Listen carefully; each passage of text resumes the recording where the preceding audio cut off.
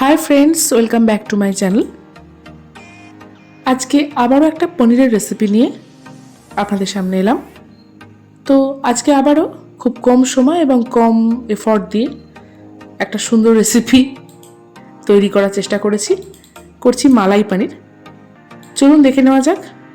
খুব সহজ, খুব ইজি। চলুন। তো প্রথমে পনিরগুলোকে ভাজবো।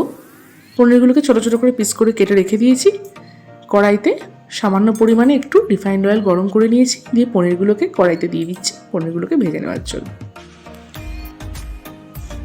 হালকা লাল লাল করে পনিরগুলো ভেজে নেব।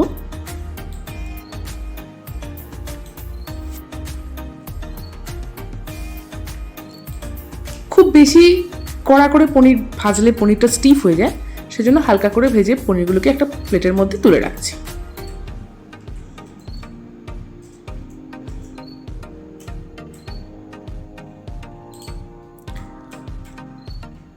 পনিরগুলোকে সব একসাথে তুলে রাখলাম। এবার ওই যতটুকু তেল ছিল ওই তেলের মধ্যেই দিচ্ছি কিছুটা গোটা গরম মশলা, 2 এলাচ, 1 ইঞ্চি মতো দারচিনি আর 2-3টে লবঙ্গ, আর দিয়ে দিচ্ছি সামান্য একটু বাটার বা ঘি দিলে পনির বেশ ভালো টেস্টি হয়। তো আমি এখানে বাটারই দিচ্ছি, আপনারা ঘিও দিতে পারেন। এখন কিছু কিশমিশ দিয়ে দিচ্ছি। কিশমিশটা খুব ভালো করে একটু ভেজে নেব।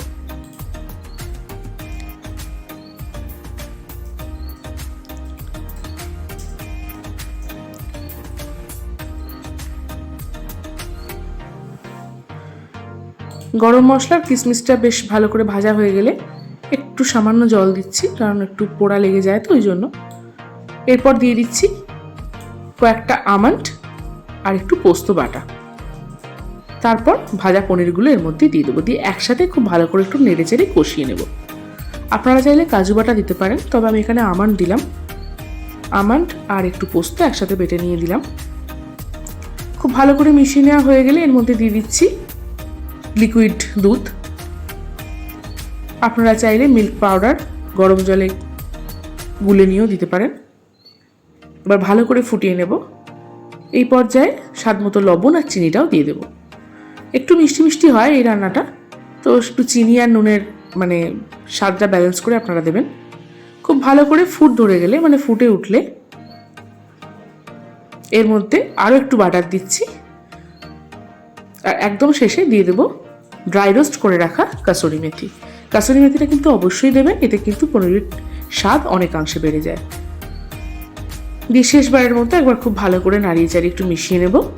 তাহলেই আমাদের একদম ঝটপট চটজলদি মালাই পনির রেডি। তাহলে আজকে এই পর্যন্তই, আবারও দেখা হবে। Bye bye, tata.